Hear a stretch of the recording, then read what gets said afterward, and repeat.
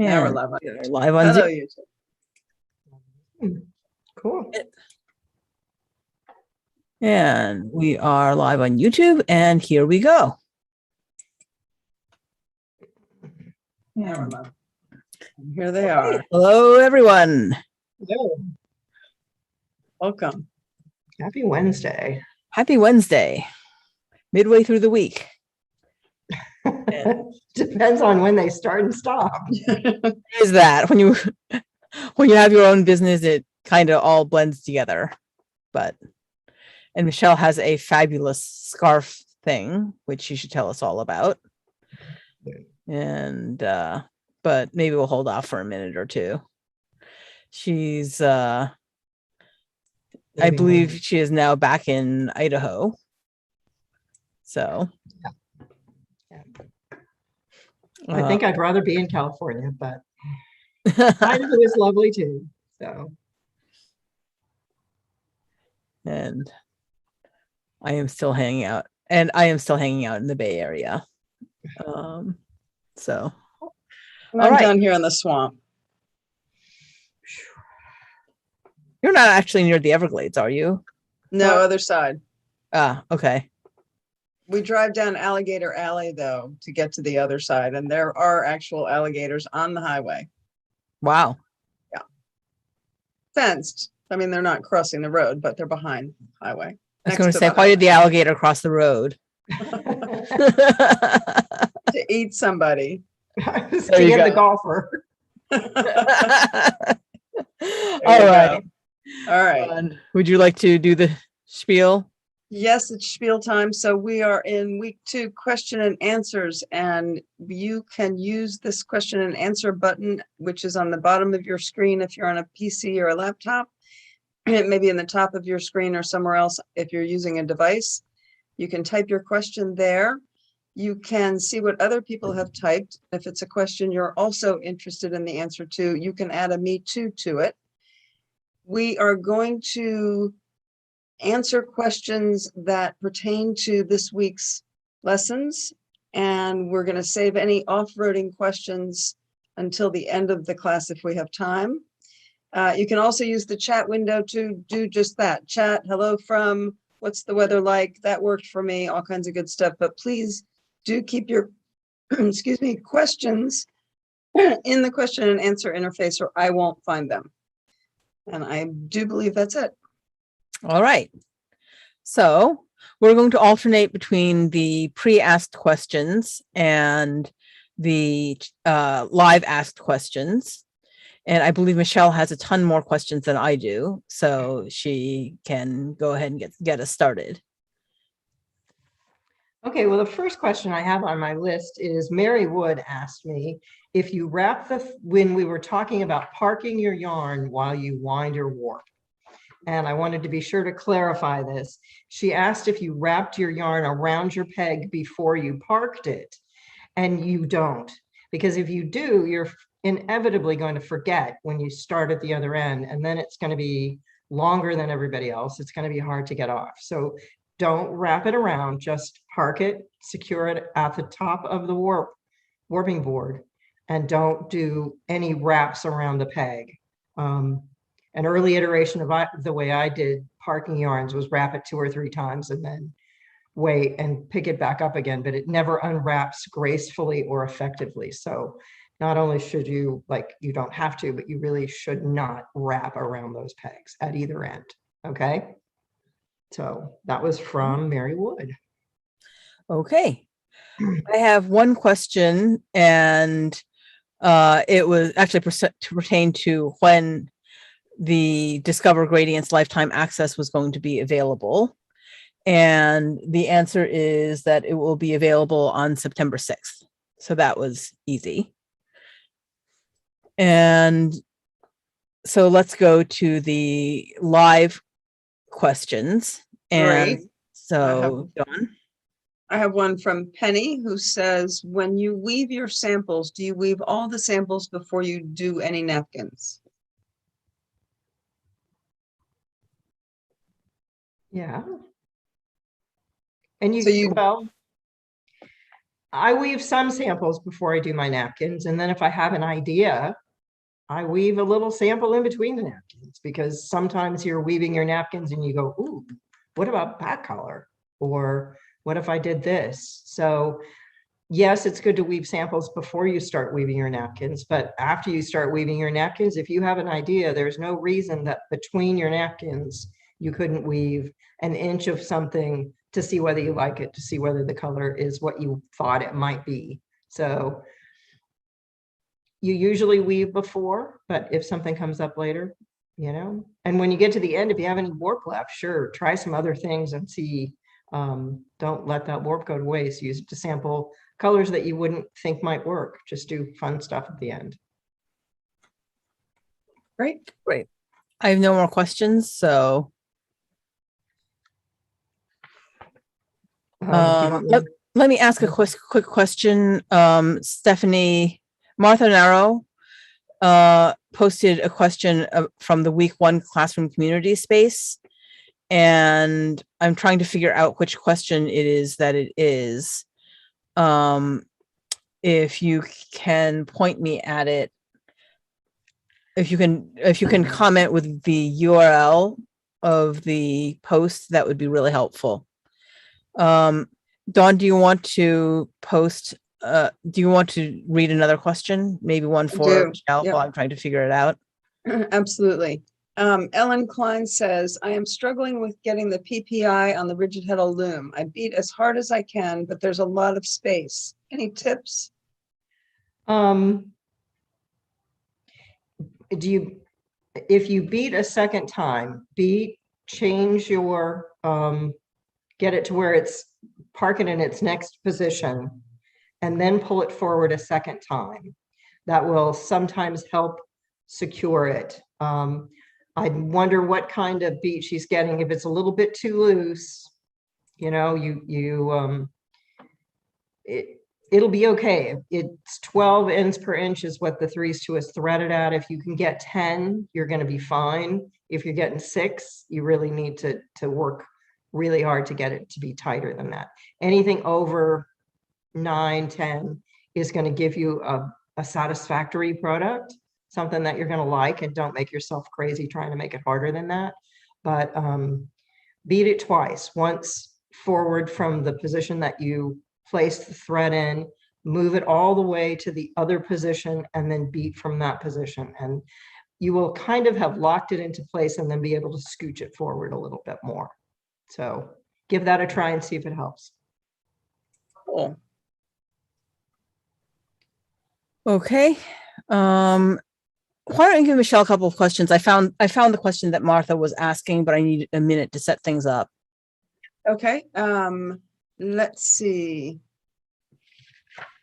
Helen asks, in the 3-2 cotton, I'm using a very narrow stripe, 2 picks, and I can't figure out how to hide the tails. Oh, this is a little off-roading, so that it isn't really obvious. Usually you don't find this problem, but with this yarn and only 2 picks, the ends are on the same side, so it really shows up. Are there any tricks to make this less obvious? Sorry, folks, I let an off-road slip in. I will address that briefly because it is indeed off-road. Handling weft change ends is a topic unto itself, and there will be a full lesson on it during Gorgeous Gradients. I will tell you that probably the best thing that you're going to be able to do right now to make your project better is one of the methods that we're going to cover in depth. And that is to pull your yarn up about an inch inside the edge of your web, undo the ply, cut out one of the plies, and then only overlap 1 ply instead of 2 from the 3's2. And we'll go into that in great detail and a lot of the other ways to deal with your warp ends in Gorgeous Gradients. But that's a quick, simple answer to, since you're going ahead and doing off-road, that's how you can deal with them a little bit. Okay. Thank you. And I'll say that Jane Little asked me that same question, and I'm going to mark her as having been answered. And if she isn't happy with that much answer, but 1 is off-road, 2, text us back. We'll see what we can do. Okay.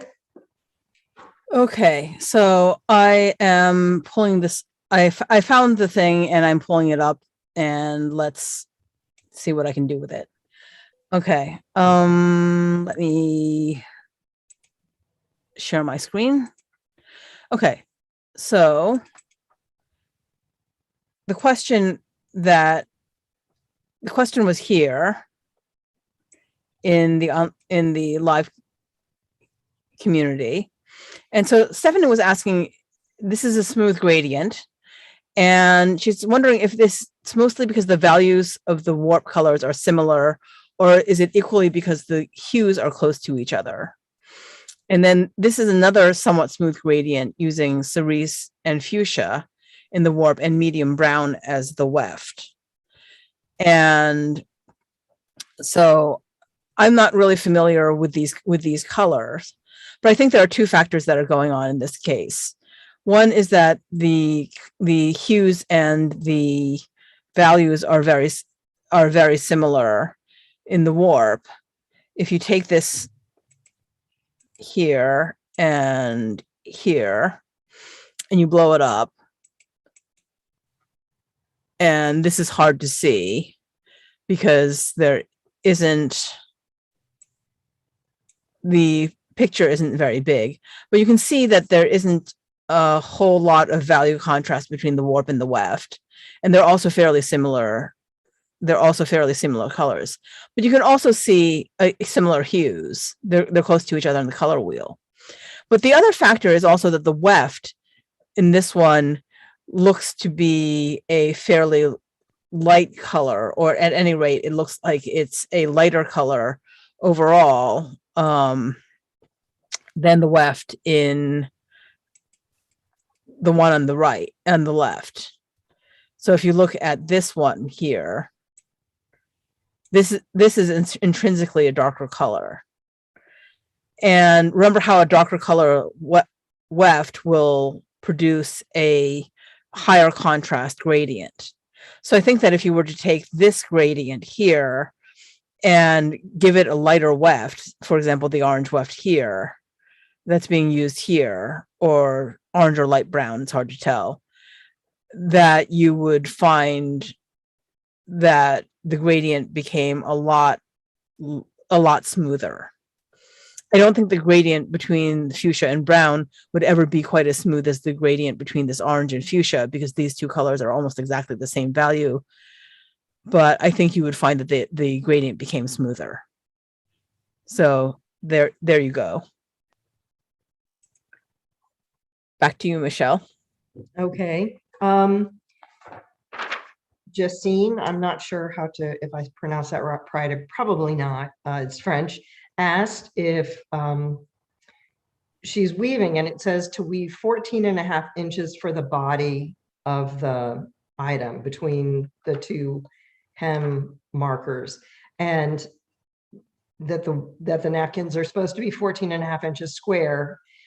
And yes, these napkins, most napkins I have found actually shrink a little more in length. So even though, yeah, a little more in width. So the 14.5 is what I came up with as what works to make the napkin square. And I do take off the tension when I measure, but on something as small as 15 inches, the tension doesn't make a huge difference. So yeah, 14.5 inches in the length. If you weave them a little longer, that you're really going to have rectangular napkins. So Okay. I hope that answers the question. Great. I have one from Heather for you, Tian. Okay. Going back to what you just showed, what do you mean gradient would become smoother? So I mean that the gradient would be more subtle. So I have a gradient here, and let me just show you what I mean. What I mean is that the difference between the colors. So this is a fairly smooth gradient, a relatively smooth gradient, in the sense that if you were to look at it and make it maybe a little smaller, no, here we go. Like this, there's not a ton of difference between the colors. And so it's not super, if I were to make it like this, there would be a huge difference between the colors. And this is what I call a dramatic gradient. If I were to make it like this, then this is what I call a smooth gradient, because there's not a ton of difference between the colors. And the result is a smooth and gradual transition between the purple and the kind of mauvish, pinkish, gray color that's in the center. And so that's what I mean by smooth gradient. Okay. Michelle, do you have another question? Okay. Or we have some here. I do have one. Sunday, during the discussion, we mentioned that if you use 10s2 on a rigid head loom and you double it and then weave it with a single 10s2 for your weft and modified basket weave, she asked, Jan Haverty asked what the impact is on the gradient. And as long as the 10s2 singled in the weft is woven at the same picks per inch as the doubled 10s2 in the warp, the visual impact of the gradient is not going to be changed. If you weave it, if you weave doubled 10s2 at the same, it's going to be, but if you weave two ends, you're going to have more coverage and you will dull down the gradient, the warp gradient. But singled will not dull down the warp gradient or add to it. It'll just keep it where it is. So that was for Jan. All right. I have one from Diane who says, I'm using the 3-2 yarn. I'm using that, or am I using that to make my hems or a smaller, thinner yarn? It is always nice to use a smaller, thinner yarn for your hems. We did not include it in the kit or ask you to have it in the supplies that you needed for this. So we didn't ask you to weave them that way. It is a perfectly wonderful way to weave your hems. And if you have access to a smaller yarn in a color that you feel would work for your turned under hems, gosh, that would be great. Yes, you could and should do that. Great. Let's see, what else? Ellen says she wants to weave 2 napkins in the curved gradient and then rewarp and weave 2 napkins in a linear gradient. Will a 45-inch warp length work for each set of 2 napkins? Oh, 45 for each set of 2.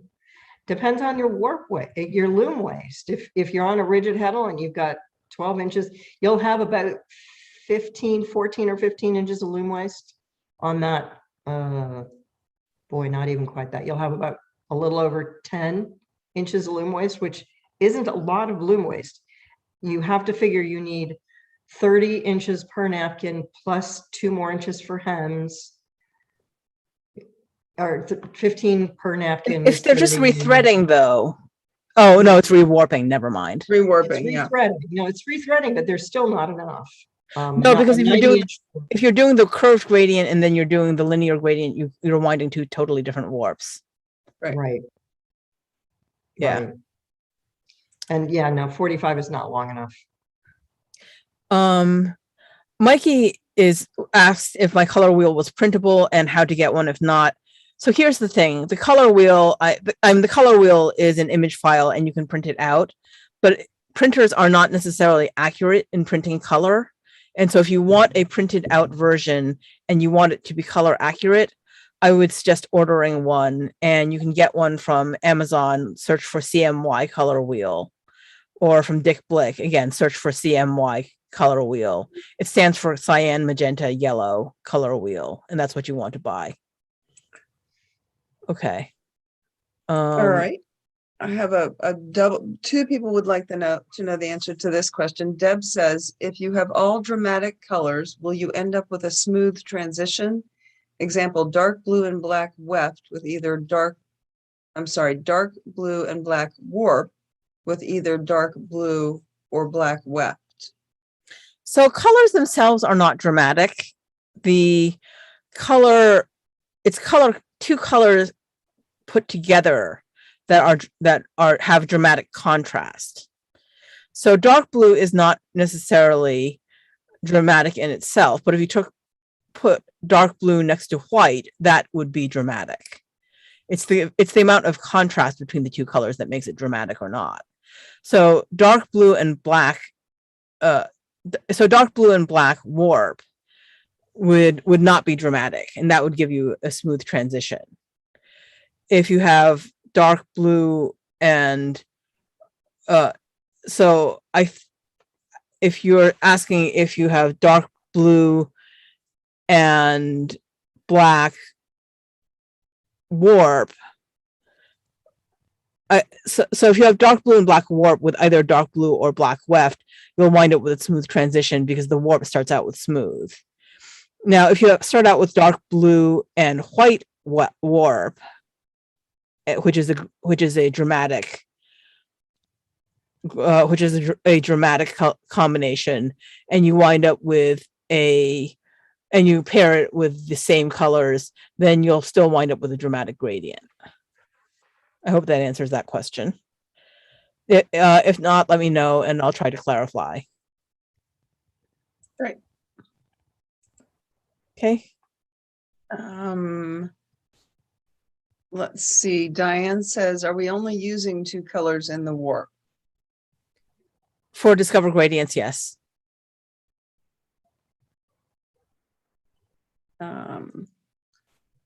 Let's see. Ellen says, so 79-inch warp for 2 napkins on a rigid heddle loom would work. 30.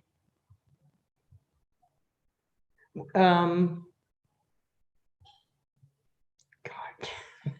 I need my calculator. Fast math. 30. Are there other questions that I can answer to give? Let's see.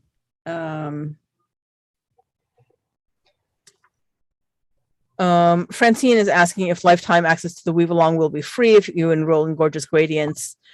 Yes, if you enroll in Gorgeous Gradients during the first, I think, week or two that registration is open, I think the first week that registration is open, then you will get lifetime access to the Weave Along free. Let me see what else. I'm looking at. We can go back to the 45-inch warp for 2 Okay. napkins. 45, you need 36 inches of warp to weave your napkins, a yard. If you, on your rigid heddle loom, the way you tie on and the amount of loom waste that you have at the end is 9 inches or less, yes, you can. 50 inches, maybe 60 inches would be what I would do. I would just be more comfortable so I could do a little sampling. 60 inches is a good length for 2 napkins, in my opinion. 45 is a little short. 72s, you're probably going to have a lot left over. Okay. Great. I'm typing an answer. Hold on one sec. I saw one up here. Karen was asking if you're using a smaller, thinner yarn for the hem, how do you keep it from drawing in more on the edges? I think that's a good question. Just make sure you don't pull it too tight. You just, keep it, watch your selvages and make sure that, and if it does pull in a little bit, that's almost okay, because you don't want your hems flaring at the bottom. You'd almost like to have them pulled in a little bit. So a little bit of drawing is not bad on hems. Just make sure that you give yourself plenty of weft and and give yourself a nice big bubble and you don't pull it too tight, and don't beat it too tight either. The thought is for it to be lighter cloth, not to be finer yarn beat in hard enough to be almost as heavy as the original cloth. So if you're using, someone asked if you're using 20s for your weft on a 10s project, you still want to beat it in at 24 inches to the inch. You don't want 36 inches to the inch. And if you don't beat it in more lightly, you will have less drawing problem. You'll also have a lighter cloth in the hem. So, Right. okay. So On top of that, Karen says, most sewing threads are polyester. I've used polyester for my cotton dish towel hems and found the shrinkage was differential and the hems were wider than the towel. All cotton thread is hard for her to find. Would 10-2 weaving yarn be thin enough for an 8-2 cotton dish towel hem? 10-2 or 20-2 weaving yarn is going to be mercerized, and you're going to have differential shrinkage with that as well. The 8-2 is just going to shrink more than either mercerized cotton or the sewing thread, which is polyester. They'll be a great size to work with, but you're still going to have that little bit of a differential shrinkage problem. It won't fix that completely. If you could find 16-2 unmercerized, which I believe Maurice Broussard carries, that would be a good size for hems in 8-2 unmercerized. That will have the same shrinkage. Unmercerized shrinks more than mercerized, and you don't want to run into, that's what's happening with the polyester sewing thread. You're getting more shrinkage in the towel and less in the hem. So. In that question, before you send it away, Margaret is asking about using variegated yarns as one of the warp colors. I would not use a variegated yarn with a gradient napkin, because the whole point of a gradient napkin is to get a gradual color transition. And with the variegated yarn, you're not going to get a gradient. You're going to get whatever you get with a variegated yarn. The variegation is going to throw off your color gradient. That was asked on Facebook today too. So, Okay. Diane says, would everyone be unhappy if we created 14 by 14 napkins? No, police are coming to your house. No police, in fact, are coming to your house. Heather asks if you use a temple. I don't. I keep an eye on my salvages, and I find temples fussy. It takes a long time to weave because you have to move them every 2 inches, and to make napkins, I'm not willing to invest that kind of time. I use them when I need them. I find that, like I said, sometimes I find I need them, and sometimes I find that I don't. And it just depends on the project. Perfect. I see Nancy wants to know, how do you increase or decrease the number of picks per inch? You increase it by beating harder, and you decrease it by beating more softly. I think Is that the simple answer. Janet also said that I think that if you increase or decrease the tension, that will also affect the picks per inch. I think she said that if you, I'm trying to remember. Decrease the tension. If you decrease the tension, you can get more picks per inch, but you also run, you know, it has to be tight enough to get a good open. Okay. So. Great. Okay. If you're making, oh my goodness. Let's see, let me switch to another one. We have questions about what is a temple now. Okay. I think I might be able to lay my hands on one. You want to give me a second? I will run get it. Okay. We need to ask Betsy's question, and then really everything is off-roading. Okay. Betsy, what was Betsy's question? Betsy, well, it's actually from Michelle. It's about the marker thread for folding hems. Okay. Let me see if I can find it. Looking for details about the thread to select for minimizing thickness of folded hem. Never mind, I can't find the temple. I don't know where Okay. it is. Here it is. So Michelle, Betsy said, I understand the marker thread for folding the hems, but could you provide details about thread to select for minimizing the thickness of the folded hem?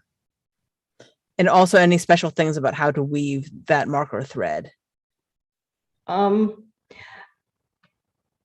I don't have any special things about how to weave the marker thread, particularly. It has to be in the pick with the same one, although I was doing some more samples today, And I had been at the loom and put my marker thread through, which I break them into half yard pieces.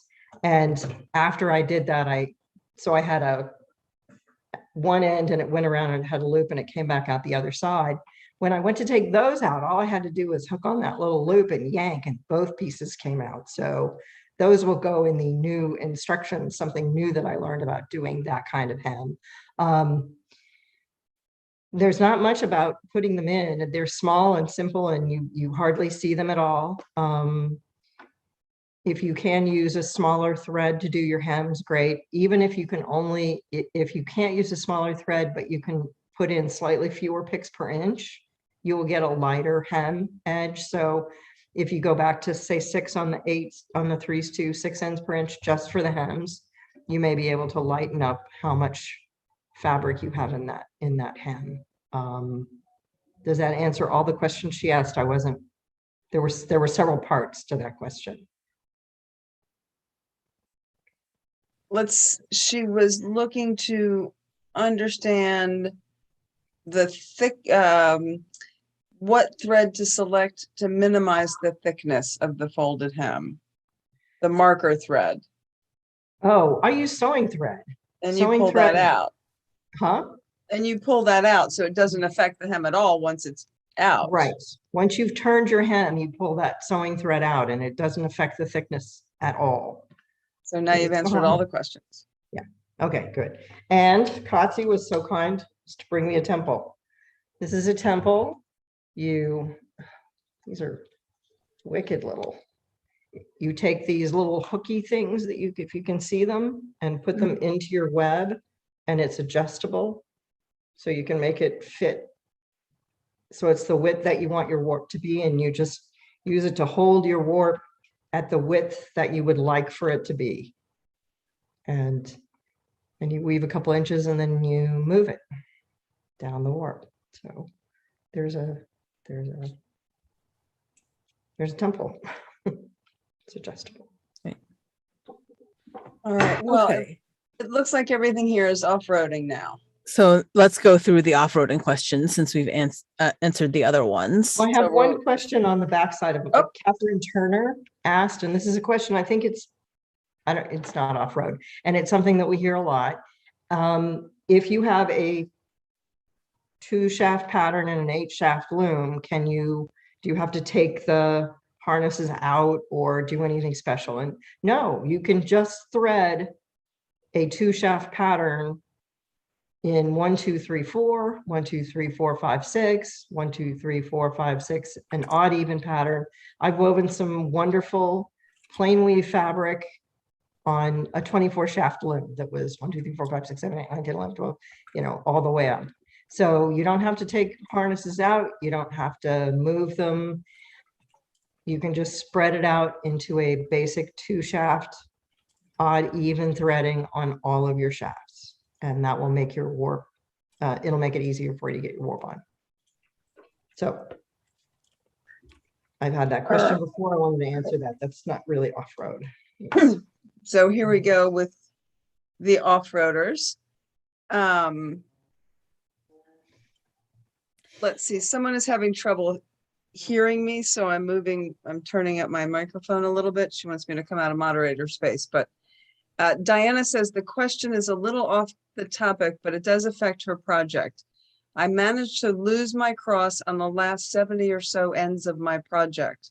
I went ahead and started threading the heddles, but hope you can give me some ideas how to recover.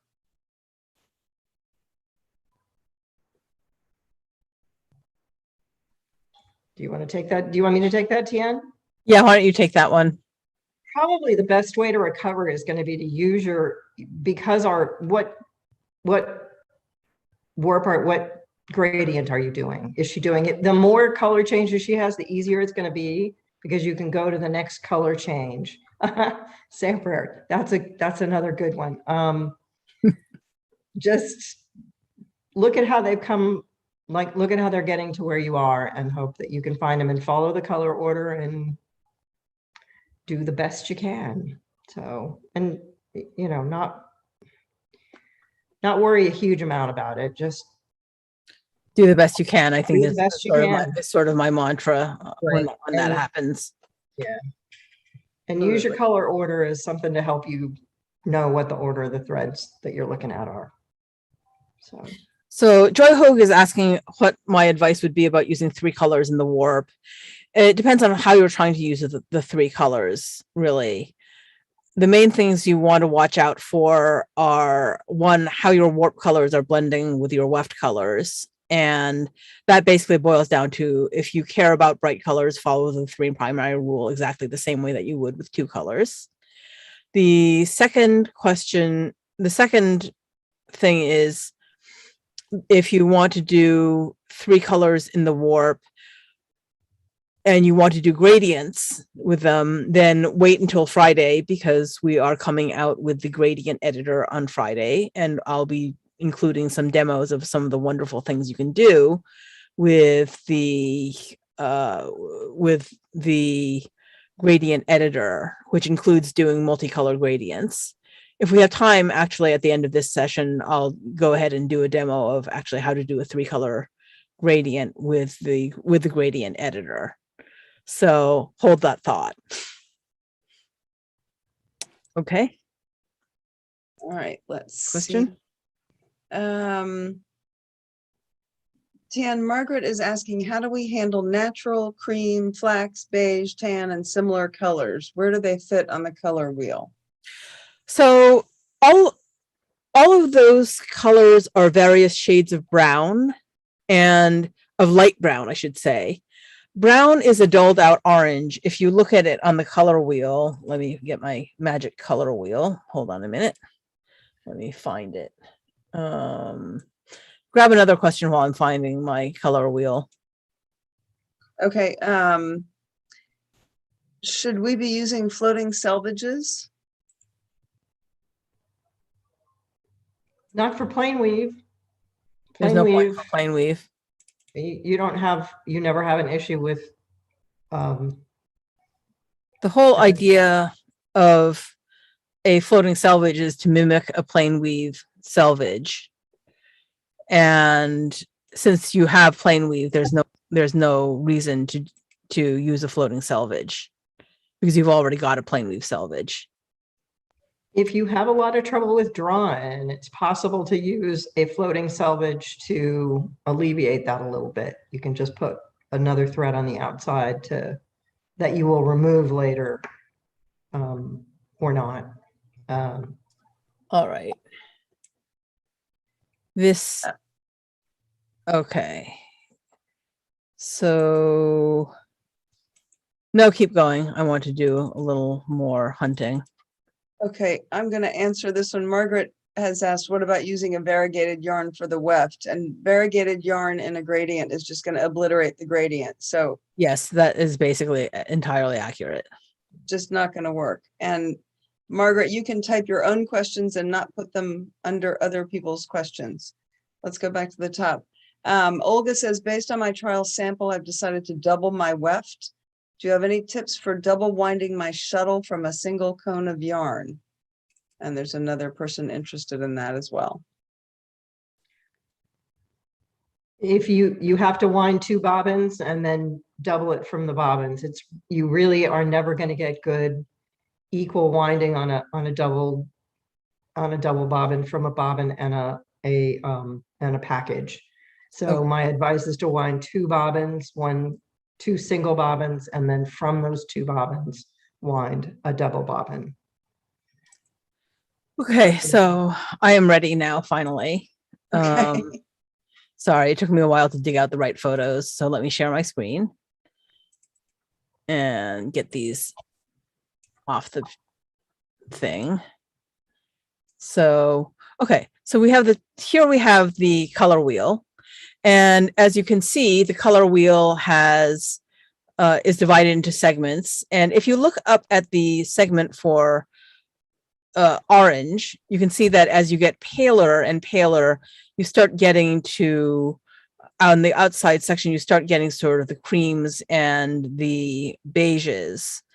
But this particular color wheel isn't actually the entire story. If you want to look at all the shades of orange, This actually shows more shades of oranges because it shows what happens when you add the different shades of gray to orange. And so this is the most saturated orange of that particular hue that you get. And then this is what happens when you add progressively more amounts of light gray, lighter and lighter gray, and darker gray to that particular shade of orange. And so you can see that as you add progressively more and more light gray, you wind up getting the shades of peaches and shades of browns and so on and so forth. And as you go over towards, let me pull up this chart. And then as you go over towards the yellows, you start getting shades of cream. So this is cream, and this is sort of more of what I think of when I think of flax color. And so you can treat all of these are very close to white. So when you're treating them, for most cases, when you're putting them next to a stronger color, you can basically treat them as white. But if you're putting them next to a color that's not very opinionated, if you put them next to pink, for all intents and purposes, they behave like white. But if you're putting them next to light gray or something like that, or some other color that's not terribly opinionated, then the fact that they are a very light yellow, a very light dull yellow, or a very light dull orange does actually matter. So that is basically the story on the beiges and light browns and things like that. A home designer will tell you that beiges and browns are neutral colors. They are not. They are dull oranges. So there you go. Okay. Let's see. There's a question about, let me go back to the top. Let's start at the top. Gloria says she found out about a hybrid warping technique, and I misunderstood the command of moderator space. Here I am. Gloria says, I found out about a hybrid warping technique for the rigid heddle loom going on a warping board, but then through the reed and loom like direct warping. Any experience with this method? And someone else replied that Liz Gibson does this. You put the board at the front of the loom and you direct warp as usual, but when you come through the slot, you wind on the board rather than a peg. It is a way to be able to put a longer warp on your rigid heddle loom. You're basically just using the warping board. You're using a peg on the warping board as your end peg and using the route to make your warp longer. It is still indirect. It is still direct warping because there's no taking it off the board. You don't ever take it off the board. You only wind it off of the board onto the front of the loom. It all takes place. It is direct warping. You can just make your warp a lot longer. I have found that on the rigid heddle loom that if you wind too much warp, if you wind more than that 2 to 3 yards, the back beam gets so big that you don't get a decent shed with your heddles. So, it's a method that you can use to get more warp on, but they're so quick and easy to warp. I just like to warp a scarf or 2 at a time, or a dish towel or 2 at a time, the method works great. It's just, I don't ever want to put 8 yards on my rigid heddle loom. So Somebody is asking about olive. Olive is a dulled out yellow. It's what happens when you add black or dark gray to yellow. And so let me just show you quickly where olive lives. Let me share my screen. Screen 2. Let me get the Q&A off the screen. And let me pull up my magic color charts. So if you take bright yellow and move this over here, and if you add gray to it, this is where you start getting olive.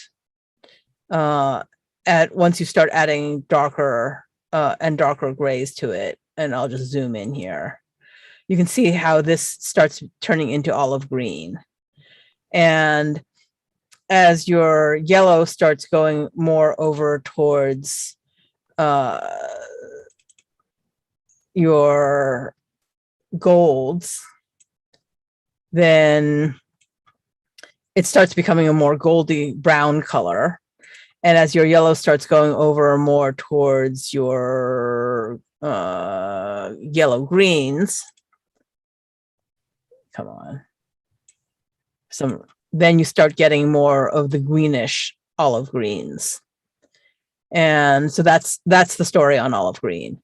It's not really intuitive that olive green is a yellow, but that's one of the things about the warm colors. They change what we think of as their hue when you add gray or dark gray to them, which is why there's no such thing as sort of a dark yellow or a dark orange. Dark yellow is olive green and dark orange is brown. Dark red is sort of maroon or brick. And then dark fuchsia is sort of a wine purple. Or dark magenta is sort of a wine purple or burgundy. It's only when you get to dark blue that dark blue looks like blue. So that's an interesting thing about color. Okay. So Rebecca, let's see, let me see if there's weaving questions. This is for you, Michelle. Darlene is determined to learn how to use Fiberworks this time. She noticed that there's a lunatic fringe color palette available, but she can't get the RGB numbers to line up with those from the website. Can you talk about that, or is that?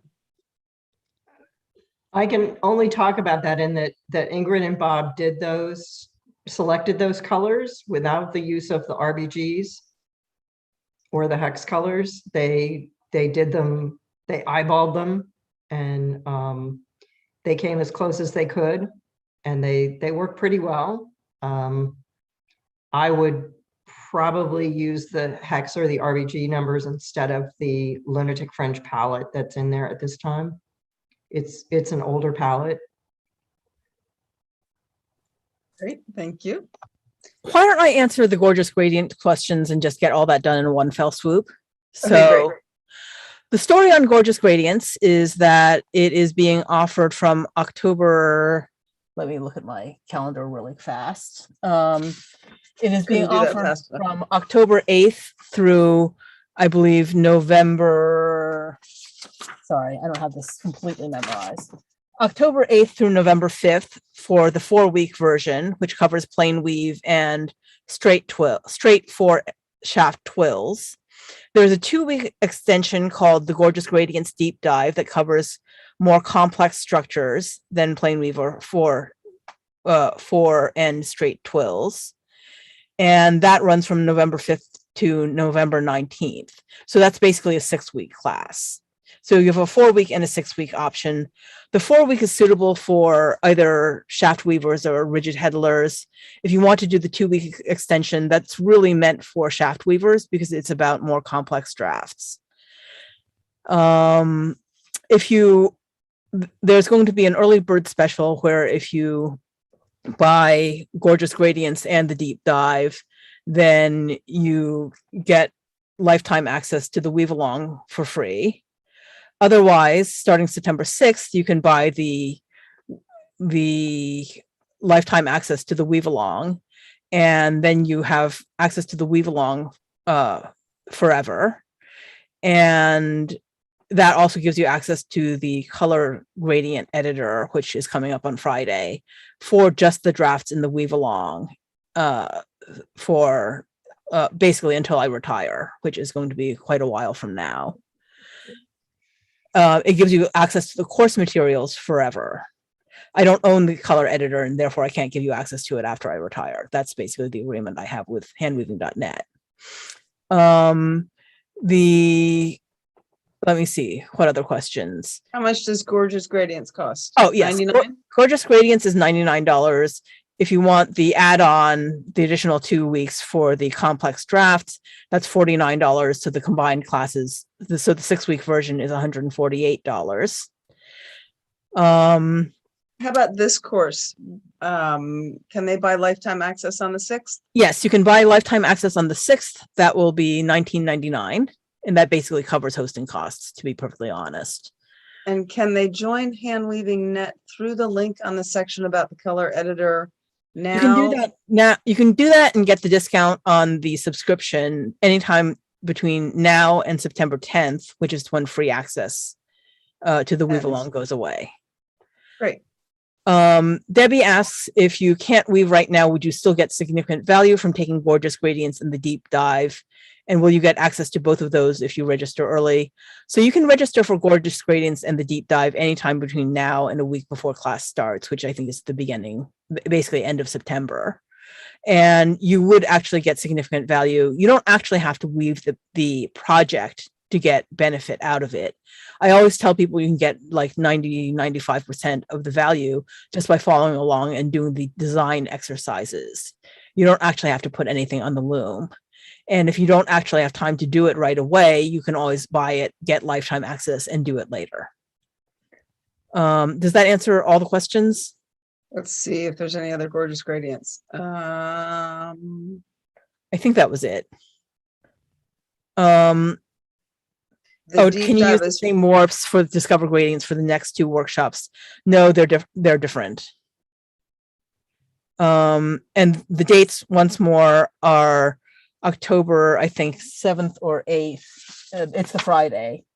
It's October 8th through 5th for the short version and October 8th through 19th for the longer class. Okay. all right. So let's head back up to last Gorgeous Gradients class. If you offer it again, would you consider it offering it in the spring? Fall is extremely busy for some of us with prep for holiday and craft shows. Oh my God, I haven't even thought about it. I'll take it under advisement. Spring's far, far away. Spring is far, far away. I will think about Okay. it. Then we have, let's see. All right, Here's let's get on to more. Yeah, here's the wet finishing question. Janice is used to wet finishing the entire piece of cloth before I cut the pieces apart and do the finishing like hemming. Sounds like we'll be learning to cut the pieces apart and then hemming and then washing. Interesting. Something new for me.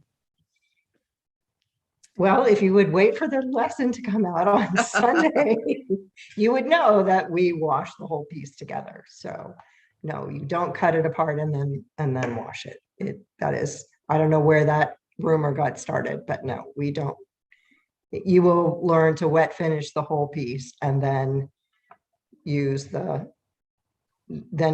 techniques to cut it apart and finish, seal your edges and then do your hem. So yeah. It's A couple of people said that lifetime access to Gorgeous Gradients. If you buy Gorgeous Gradients, you get lifetime access, period, to Gorgeous Gradients. But if you buy Gorgeous Gradients in the first week of registration, which opens on the 30th, then you also get lifetime access to Discover Gradients with early bird registration for Gorgeous Gradients. So. And they can register on the starting on the 30th, which is Monday. Okay. And do we need to have our LARP wound? Warp loom? Absolutely not.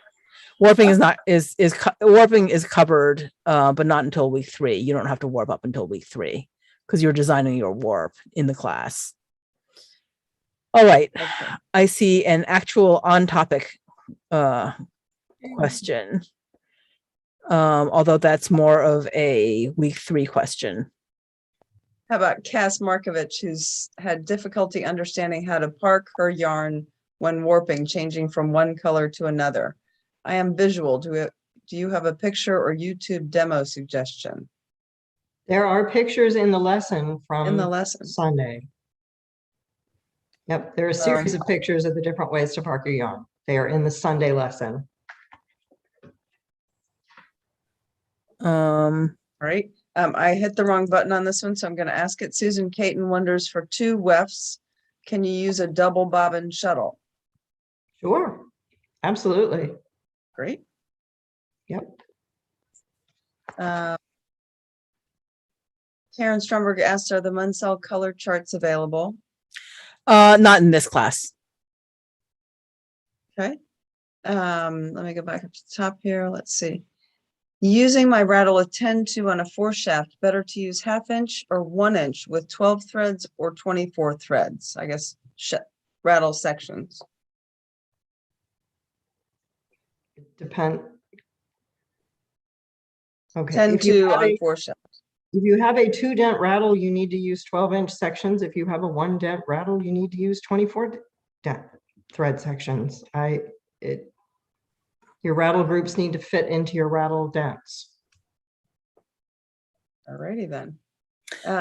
There's a question down at the bottom.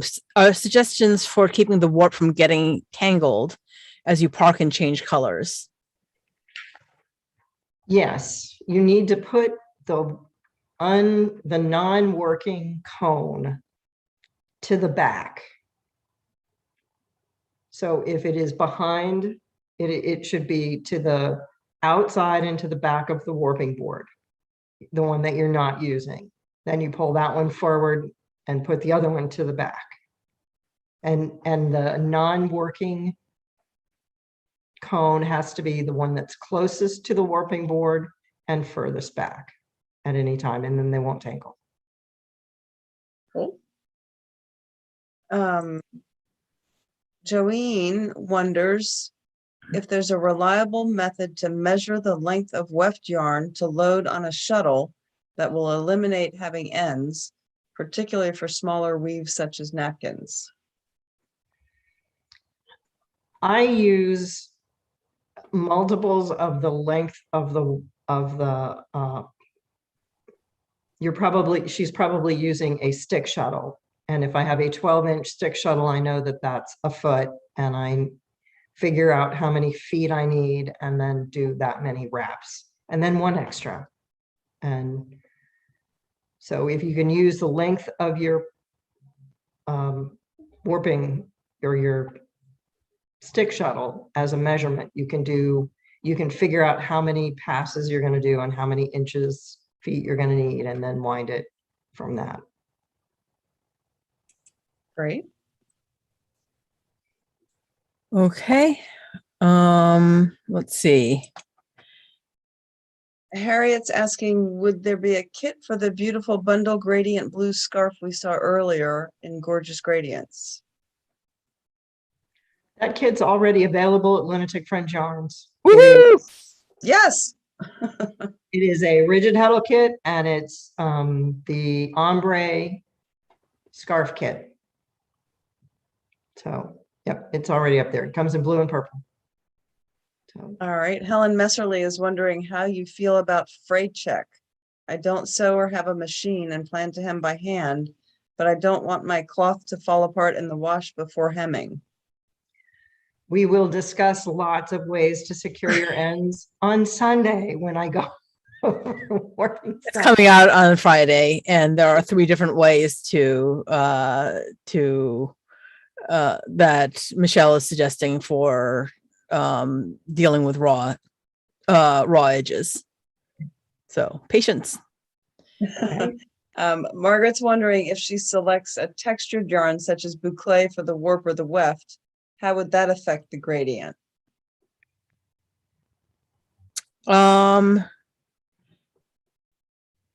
I think it would tend to blur the colors, because textured yarn has a tendency to sort of, because textured yarn is in fact textured. And so it will tend to blur boundaries between yarns. But other than that, it's basically just it's basically just the same as another yarn, only fuzzier. Or not fuzzier, but not as smooth. Okay. Anything to add to that, Michelle? No, but it does. I know that it does obscure It obscures the pattern. gradient effects. I've Yeah. seen it on GAMPs, which are striped.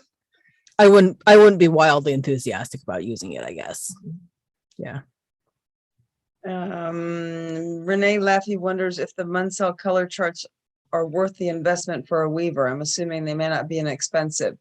Seems as though the color editor provides enough color editing options for most weavers. So the Munsell color charts, if you buy the Munsell book of color, it will set you back somewhere between $1,000 and $1,800, which is to say that it isn't possibly even vaguely worth it. There was a guy named Paul Santori who was publishing a reproduction of the Munsell color book for about $75, which was worth it. But the last I checked, he wasn't selling it anymore. So if you can find it, that would be great. It's called Controlling Color with the Munsell Color System. But like I said, the last I saw, he wasn't really selling it on Amazon anymore. Outside of that, it's not really available as far as I know. There are some apps that say that they on smartphones and iPad that say that they do the Munsell color charts, and that would probably be your next best bet.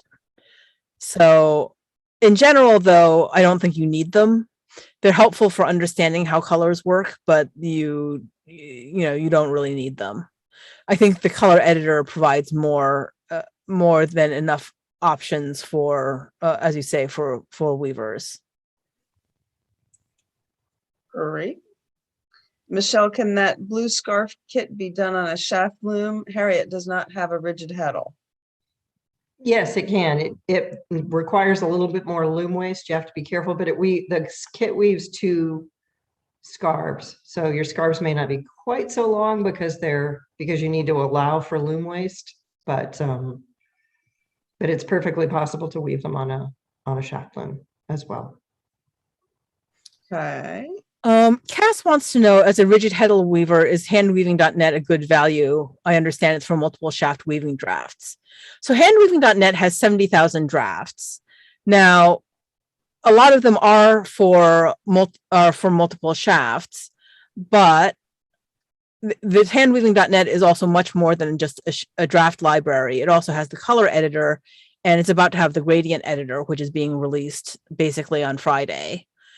And that will allow you to create your own color gradients, which I think would be worth $30 a year, which you would get 25% off if you sign up to the discount link. And I think that would be worth it. I also think that, so I would try out the gradients editor, see if you think it's worth it, see if you think that the color editor, which does a lot more than we've been doing so far in the class, would be worth subscribing for. There's also a huge library of weaving magazines and stuff like that on handweaving.net, and a whole bunch of other stuff. So I would take some time and just explore the site and see if you think it's worthwhile. And the other thing is that there's color in addition to structure. And so you might find that there are some interesting color drafts in plain weave that interest you. So I would say that it's worth it for the color editing abilities alone. But especially with the gradient editor, if you like playing with gradients. But you might just want to try getting paying $20 for a subscription for a year and seeing if you like it, or playing with the gradient editor in the class until the free time is up, and seeing if you think it would be worthwhile. Okay. I've just answered 2 questions on this. So you all know the gradient editor will be part of the hand weaving color editor if you subscribe starting on Friday. Right. Yeah. Margaret's asking a question that I don't understand. How do lab or LAB values fit into this? Are they part of the color editor? I don't know what a lab value is either, unless you're talking about RGB values. Yeah. Margaret, if you want to give us some help, we'll try and answer you. Francine, you're correct. The handweaving.net discount is for new subscribers only. So we have a comment from Diane that you do know that rigid heddle looms can be used as 4-shaft looms with a little creativity, right? And 3 heddles. I do know that. Well, and if you want to do that, then you are certainly welcome in the deep dive. But but by and large, how should I put this? If you are an adventurous rigid heddler, you are certainly welcome. But the majority of people who are using, we don't advertise it for rigid heddle folks just because the majority of rigid heddle folks don't weave with 3 heddles. So You can also get some really wonderful cloth and some really creative stuff just using a pickup stick. And I will be covering a few of the things that you can do with pickup sticks and hand manipulated fabrics during the gorgeous gradients. We won't go all the way into, and everything I do is with just 1 heddle, and sometimes as many as 4 or 5 pickup sticks. But you know,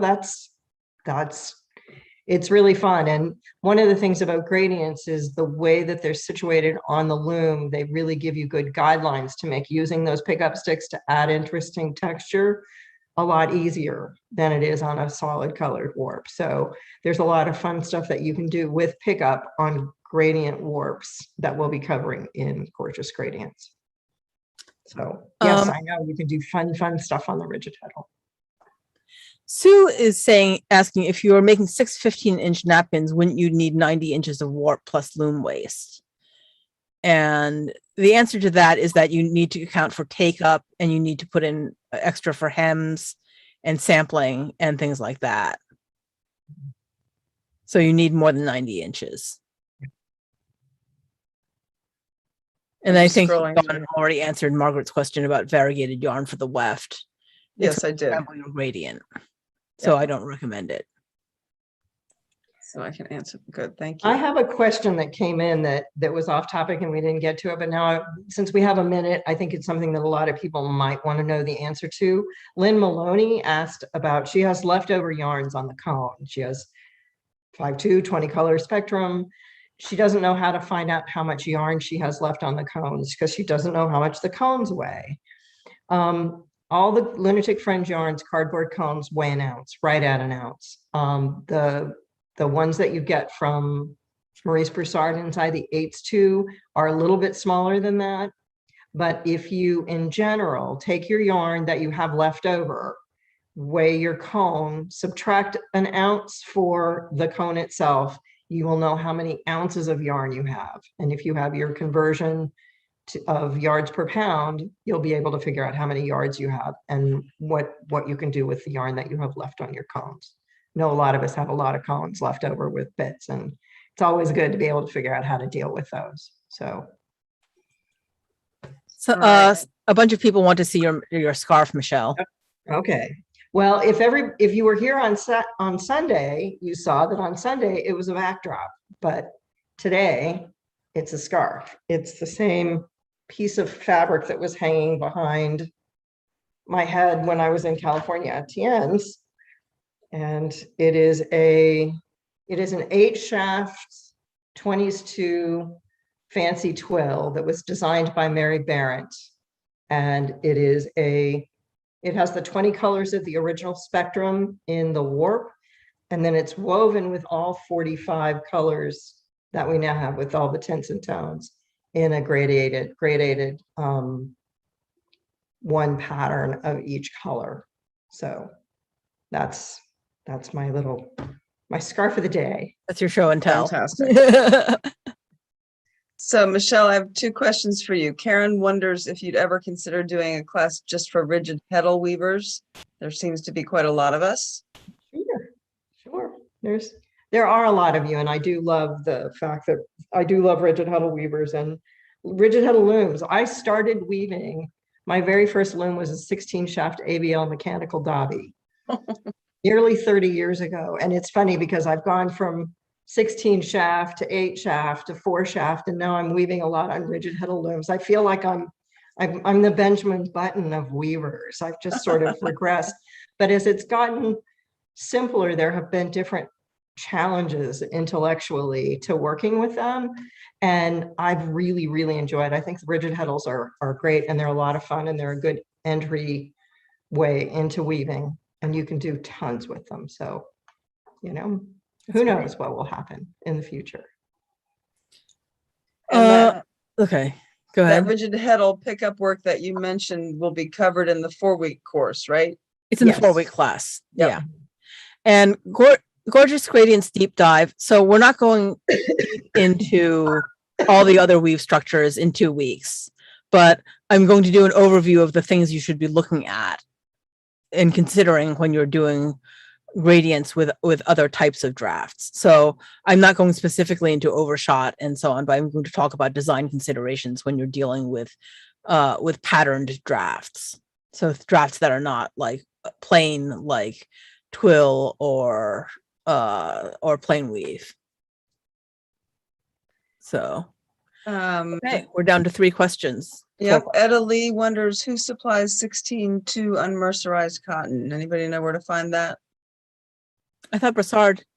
Does Brassard? Brassard has it, and if you call the Lunatic Fringe, we order from them on a weekly basis. If you'd like to order 16s too, we could get colors for you specifically. It'll take a little time because it's not something that's stocked in the US, but Brassard has it. Great. Francine asks if your scarf is translucent. It's not translucent, but it's 20s too at 36 picks per inch, which a lot of people think is too light for a fancy twill like this. Woven at 36 by 36. I like to weave my cloth light. I like things to be a little bit lighter rather than heavier. So you can kind of see through it.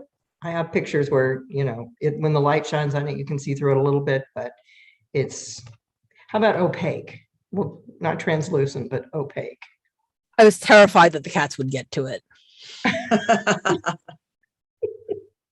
It's survived other cats.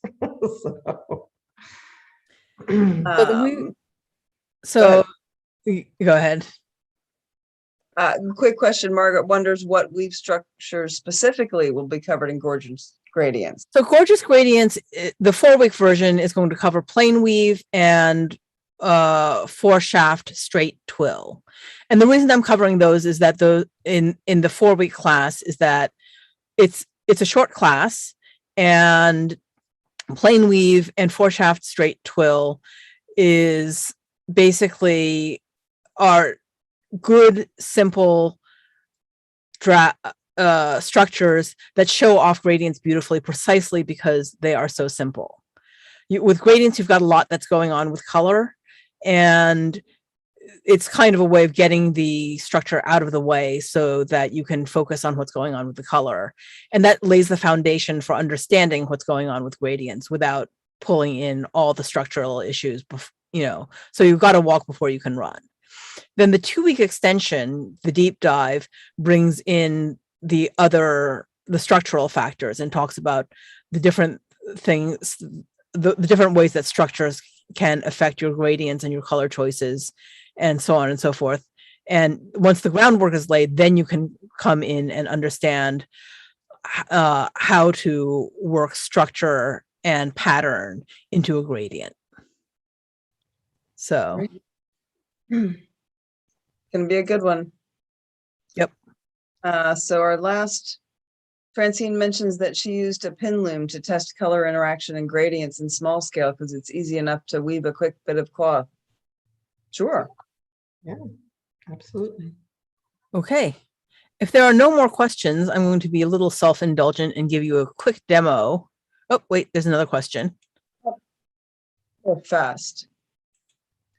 Susan says, on my loom, the 3-2 cotton feels rather stiff for napkins. I haven't used it before, but do you think it will wash well and get softer? It does wash well, and it does get softer. I have my napkin right here that I wove. It's 3s2, and it's firm, but it's still, I enjoy it for a napkin. So they're sturdy. They're great picnic napkins. They're not vulnerable to the cats for the most part. Important. Yes. All right. Any other questions? I'm setting something up, which is why I don't have any other questions, believe it or not. all right then. Let's roll into a cool little demo here. So I'm going to share my screen. I've got the, oh, we've got one Yeah. more question, which While you're working on that, yep. Michelle, Chris Olson says, I'm planning to use 10-2 on a rigid heddle. I'm very comfortable using 2 heddles. Do you recommend 24 EPI? I do. Absolutely. Okay.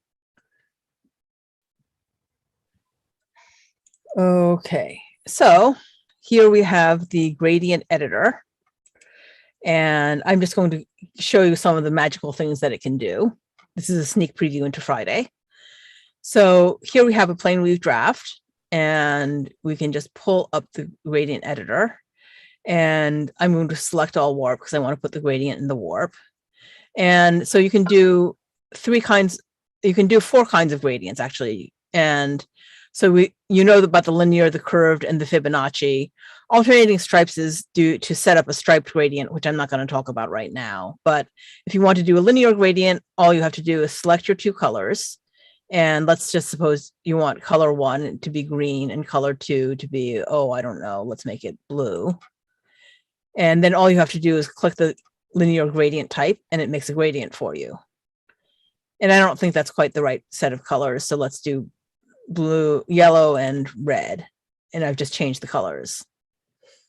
And let's suppose that I want to make the gradients, the gradients right now are single thread, and that's not quite right. So I'm going to zoom in and change the threading unit. And now I'm using 2 threads, which works better with Planeweave. And that's the same that we're doing Discover Gradients. And maybe I want the gradient to change a little slower. And so I can change the rate at which the colors change. I could also change it the other direction so that it starts off changing really slow, and then it changes really fast, and then it changes really slow again. So I can do that. And then I just click Save Colors. And now I've got my gradient. And I'm going to take that blue out. So that's one thing you can do. And then if you want to do a curved gradient, you can do the same thing, where you can just do the curved gradient and it creates a curved gradient for you. And you can change the scale of the curved gradient.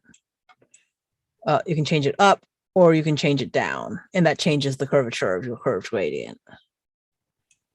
And again, you can change the colors if you want, or you can go for a Fibonacci gradient, and you can change the scale of that Fibonacci gradient from small to big. You can also reverse it so that it starts on the opposite side.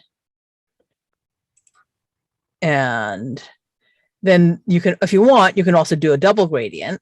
So you can put your gradient in the left and do a double Fibonacci gradient that easily. Or you can do a Fibonacci gradient with a linear gradient if you want. And you can turn that up. You can do it in different colors. Let's see, or you can do it in purple. And that is what the gradient editor can do. And you don't have to do this in Planeweave. You can do this in, you could do this in Twill if you wanted to, or other structures if you wanted to. And so that's part of what we'll be unleashing on Friday. And that's part of what you could get with, so you'll be able to play with this through for free in the classroom through the end of through September 10th. And then after that, you can either continue playing with it in the drafts in the class with if you buy lifetime access to the class, or you can get a subscription to handweaving.net if you want to keep playing with it. I think it's like the coolest thing ever. Wait till you get your hands on this thing. It is so much fun. So, the crossed gradients, Sharon says the cross gradients might look wavy. They can give the illusion of curves, especially if you put one gradient on top of another. If you put one linear gradient on top of another in the warp and then another one in the weft, you can get really cool effects, actually. So that's another thing you can do. Actually, let me show you what it looks like with two linear gradients, because that's pretty cool. So let's select all warp, and let's do a red against, so threading unit of that. Let's make this scale. And let's see here. Like that. And let's make this color 1. 1 and color 2. Oh, wait, except I want to do it. Well, no. Actually, let's do a curved gradient. I've never done this before, so let's see what happens. 2, and let's reduce the scale slightly.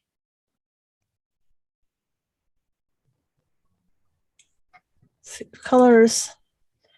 And let's put the same gradient in the weft. Gradients, select all weft, and curved. Whoa. Pretty cool. Isn't it cool how you can just play with this stuff and you just get instant results? Magic. It is absolutely magic. And while you're playing with this real quick, I'm going to say out loud to everybody, if you subscribe to handweaving.net, when this gradient tool drops on Friday, you will all have access to it through your subscription. There's no additional fee. Yep. Really cool. So anyway, there is your new toy. And that toy works just as well for rigid heddle people as it does for. Yeah, this is all plain weave. You could All plain- totally do all of this It's on all plain weave, guys. There's nothing in here that rigid heddle people can't do. Totally fun. Totally fun. Totally fun. Somebody just said we're true fiber nerds in the chat. Yep, we like our new any fun more toys. toys. Yes, we do. Not fair. I have to work. You should Real name that job. double curved gradient the hill we climb. Gotta love that too. Oh, All this is right, now awesome. we're getting a little Anyway. punchy. All right. Michelle, are you going to answer that question, or are we going to answer it next week? I can answer it now if you want. Do you want to do Okay. it now? Sure. Okay, I have used as a floating salvage a very slippery yarn, not even yarn. I use something like fishing line. And if you put a fishing line in the dent immediately outside your warp and keep it under nice high tension and use it as a floating salvage over one and under one, it will hold your yarn out. It will eliminate most of your dry-in. And because it's so slippery, because it's just that nylon cordy stuff, all you have to do is when you take the whole warp off the loom, just slide it out. And it will give you a little, relaxed, more relaxed area in your, at your salvages. If you have a lot of trouble with your salvages and you want a trick that might help, that is a really good possibility for something that could help you keep your salvages tidier. Okay. If you already have a subscription to handweaving.net, the gradient tool will just be added to it. It's part of the color editor. And no, you wouldn't want to leave fishing line in. You got to take it out. If you do it with just yarn, you can leave it in. But if you do it with something like line, you have to take it out. Yep. Okay. I think it might be time for the cat. Oh, where's Fritz? I don't know. Let's find out. Not back there.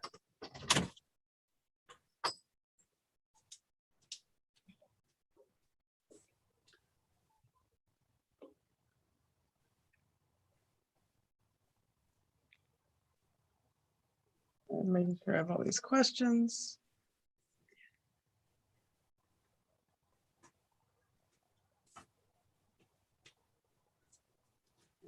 Chat and say, No more questions?